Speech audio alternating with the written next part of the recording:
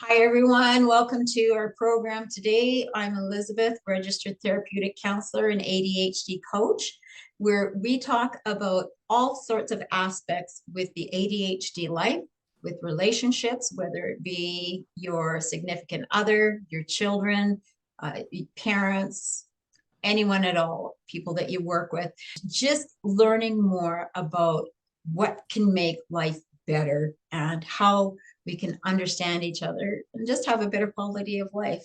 I am so excited and so blessed to have a very dear, passionate person as our guest today, Dr. Lindy. She is a physical therapist. She has been working with her client base for over 30 years in helping them get a better sleep. So sleep is something that can be really challenging for a lot of people, and especially if you're affected by ADHD. And if you're affected by ADHD, it's not just the person living with it, but it's everyone that's attached in that unit with them. We're really excited. Thank you so much, Dr. Lindy, for joining us today. Please tell us a little bit about yourself. I've been a physical therapist for over 30 years now. And I love getting to help people improve from a fall, anything that impacts their function, anything to diminish their pain. I have found repeatedly as I work with my clients that over time there becomes information that makes it plain that their sleep pattern is impacting their progress. Okay. And spending some time dealing with that has very often freed them up to be able to make significant gains and significant progress towards what they wanted to accomplish as their goals in therapy. Helps with motivation, helps with ability to have energy to engage. It is a fundamental part of all of our lives. And I love helping people have better sleep. Yeah, I can tell that. And we've been a part of each other's world for a while now. Yeah. And I know this is something that's really passionate on your heart. And it's just, it doesn't matter who a person is, when you're not getting sleep, it can be a really cranky world. If you're not getting a good sleep, it can be everything is rotten, even your dog loving you is rotten. And if you are getting a good sleep, it can be raining and you can be walking through a whole bunch of manure. The birds can be singing in your world when you're getting a good sleep. And I would have never imagined that a person's progress in their healing would be affected by their quality of sleep. Tell us more about that. Absolutely. It's so important for us when we are putting our energy into any type of healing process to be able to have the tools to be able to see that healing process through to completion. One of the things that is significant about sleep is that every night you get a reset, you get a do-over. So even if last night's sleep wasn't great, once you get ready to sleep again, you get to start that process over to improve that night's sleep. And so you get the opportunity by that next morning, after having better sleep, to have more energy, less pain, ability to take on the world, so to speak. The things that I've become very aware of is the idea of sleep not starting at night when you put on your pajamas to get into bed. Sleep starts the morning when you wake up. Really? Yes, absolutely. So When you think in terms of how I got out of bed this morning, am I starting my day off in pain? Am I starting myself off with needing to drink energy drinks because I had a rotten night of sleep and I'm waking up tired? That's the start of what your night can be like the following night. So if I'm careful. Were you flying on my wall or something this morning?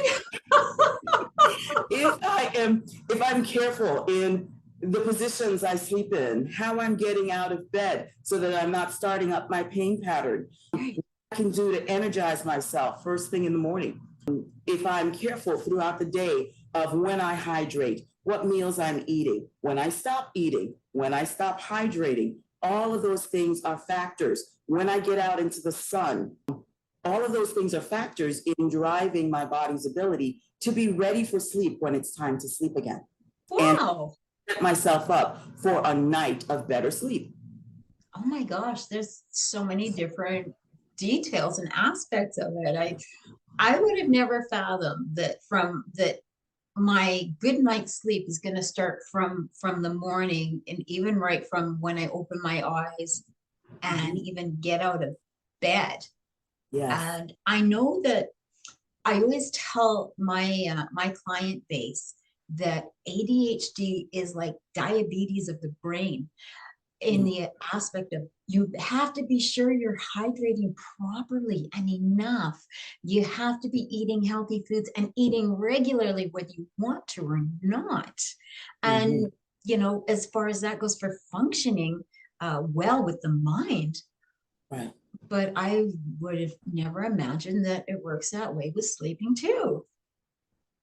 Absolutely. Sleep is Wow. one of those foundational issues.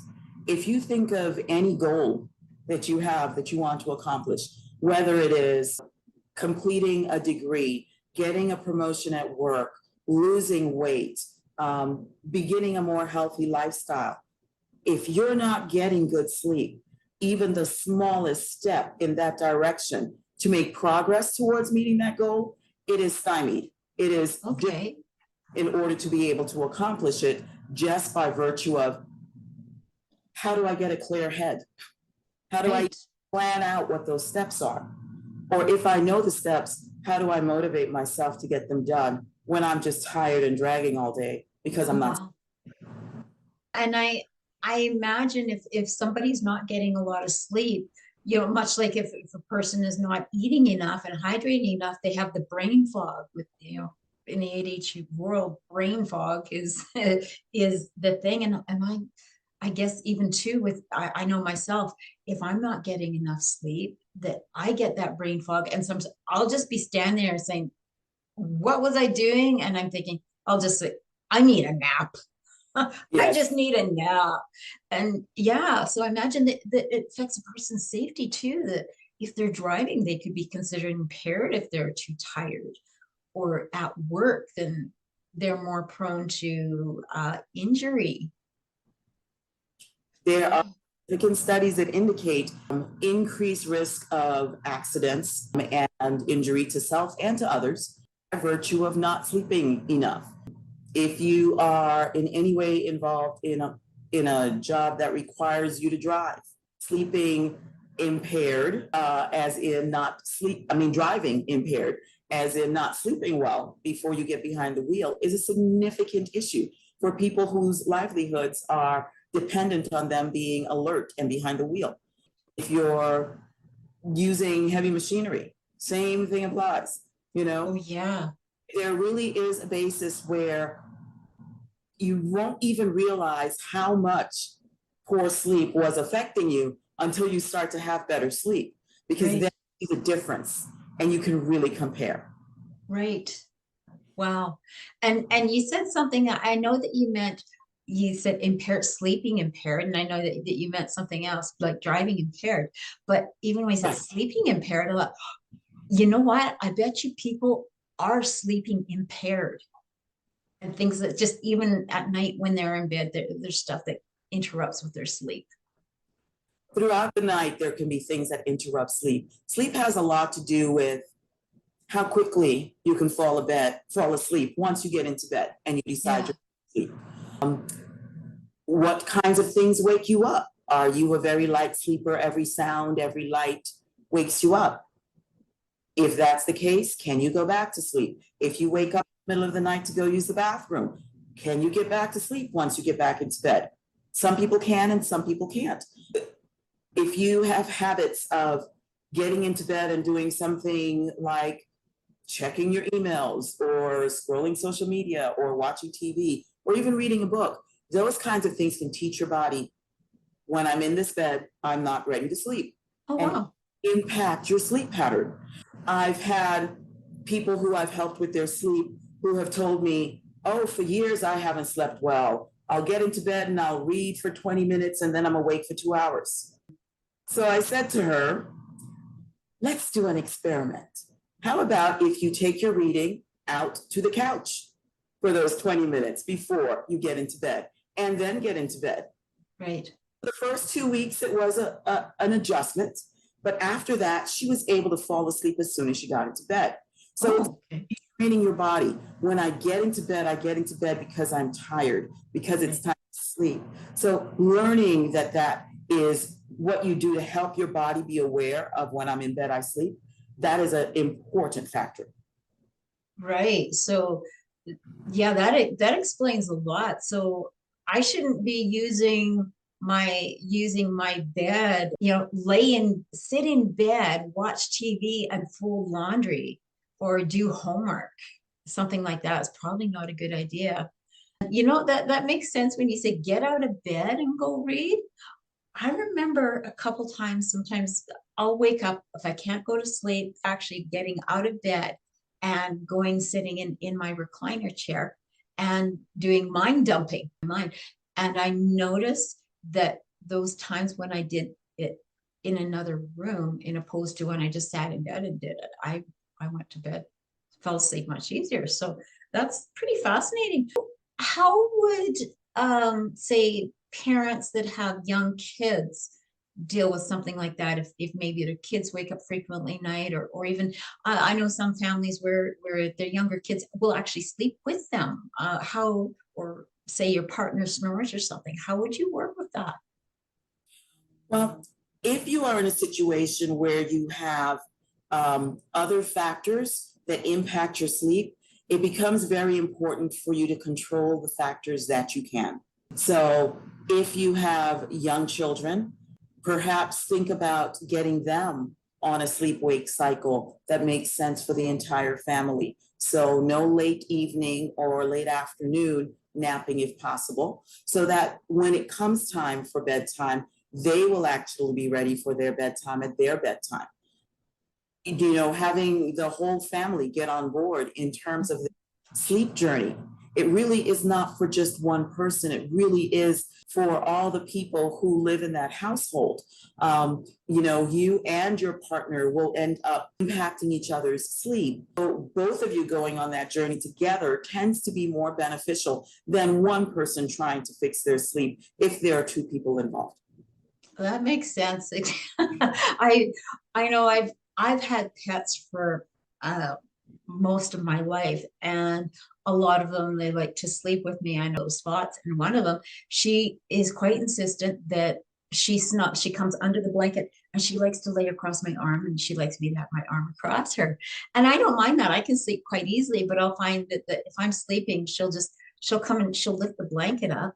If she can't do it, she'll go do the tap tap tap on my cheek to wake me up. See, that broke my sleep. Yeah. Animals can also be a source of an impact to sleep. You have, say, a dog who is used to getting up very early in the morning. That is a consideration that you have to plan into your sleep. Right. We talk about sleep hygiene, where you're going to think of what things do you normally do that help with your sleep. Things that they talk about that's a good item for sleep hygiene is going to bed at the same time every night. Well, if I know that my animal is going to wake me up at 5 a.m. to want me to take them out for a walk, then I need to plan backwards from 5 a.m. to be able to get to a time when I need to be in bed by, so that I can get enough sleep. Oh, plan backwards. Yeah, that's a good idea. Yes. Yeah. That way you're not being awakened at a time when your body is going, what? I was just getting into this. I'm not ready to get up. So you really want to work with your body. The things that have to happen typically in your day, decide on a wake-up time and count backwards 7 or 8 hours. And that's about the time you should be planning to get into bed. So your night of sleep starts with planning your wake-up time, counting backwards to your sleep, and then counting even further backwards, because you need to consider in that evening as sleep is approaching, okay, what am I doing to wind down? How soon am I turning down the lights in my home, coming away from screen time so that I take away from all that blue light that's entering, that's affecting my melatonin production so that I help my body help me sleep. So it's a planning thing. There are a lot of factors involved, and some people can get overwhelmed by the idea of, how do I do all this? There's so much involved. Right. Take one thing that you can make a habit of easily and incorporate it and see the difference that it makes in your sleep. And then from there, decide what your next step is. Does everybody have a different sweet spot for what's the right amount of sleep? Yes and no. Okay. There's a general recommendation for babies, infants, children, toddlers, middle schoolers, high schoolers, adults. For adults, they generally say somewhere between 7 to 8 hours. It has been shown to be the most restorative, the most protective in terms of minimizing some of the impacts of lack of sleep. And over time, not sleeping well can have significant impacts to your health and to your well-being. One of the things that we know is that lack of sleep can definitely impact things like immunity.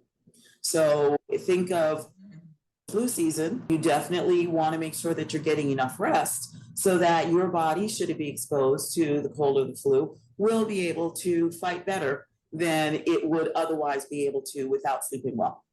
They are looking right now in a lot of the research at a strong link between not sleeping well, overeating, obesity, and diabetes.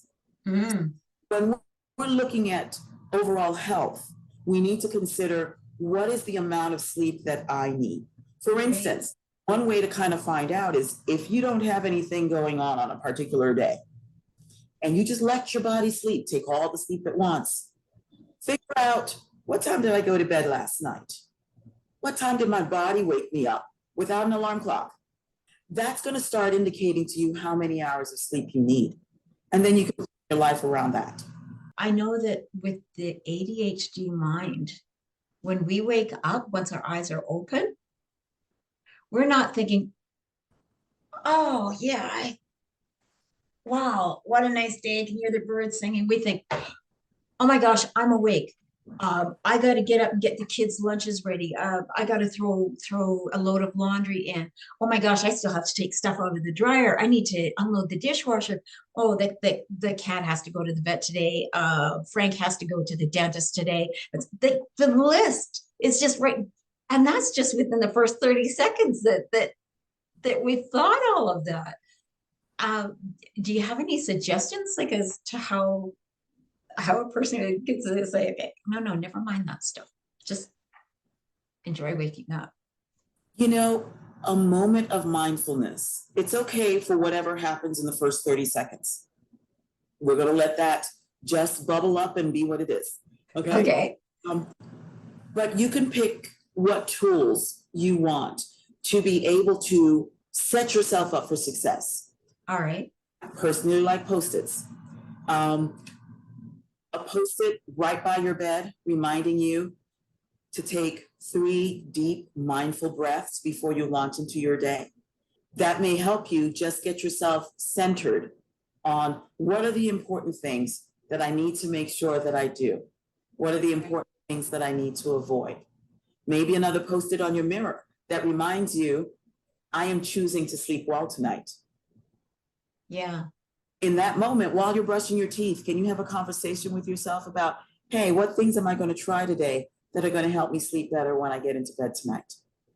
Right. Okay. And reorient you throughout the day. Yeah. Am I out maybe in the middle of the day into some sunlight, which helps my body, my circadian rhythms centralize to the center of the day? Oh my am gosh, I yeah. myself to the sunlight in the evening to make sure that my body knows, okay, this is the start of winding down time? What am I doing to help my body, and how can I be intentional? We all walk these. These phones can be so helpful. Set a timer. Right.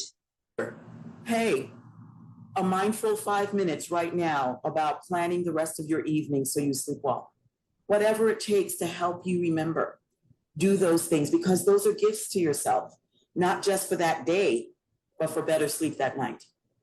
And so with having the Post-it note, it eliminates that temptation to reach for the phone, because we know how easy it's like reach for the phone, and then before you know it, it's like, oh, I'm checking the weather, I'm scrolling social media, Yes. I'm checking emails, instead of that mindful breath. Whereas the Post-it note, it's just, okay, there it is, breathe. And when you said the reminder to take a breath, I noticed with my reflexes, I just automatically gave a nice slow deep breath. When you start seeing it as, this is not a right before I get into bed thing, this is a through the day thing, that I can give myself the gift of better sleep. And it starts at the moment of awareness. So anytime you start thinking about, even if you notice that you're yawning during the day, even if you notice fatigue, let it be a reminder to you, hey, God. I can make the choice tonight for better sleep.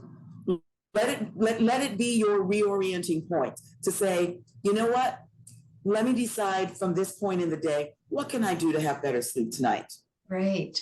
I have a question, if I may. Sure. Like I'm right now feeling tired, and some of that is physical fatigue. I have a fence that I need to paint. So I was outside yesterday, just actually having fun with that. And of course, losing track of time. That's kind of what we do, but I really enjoyed it. And I slept really well this morning. My eyes like, poof, 5 a.m. I'm awake, and I felt good. And I know it's because I was outside, I was getting fresh air. It was kind of a form of exercise. But I'm also finding right now, like for me, that was 3.5 hours ago, I could use a nap. I'm tired. So I mean, is it okay for me to just have a nap in the day to kind of recharge? And is there any kind of rule of thumb around that? That is the $1,000,000 question. Everyone wants to know, is it okay to nap? If I nap, how should I nap? For how long? There are lots of questions around the topic of napping. Right. I would say it depends, mostly because we have to consider, what time do you tend to nap? How long do you tend to nap?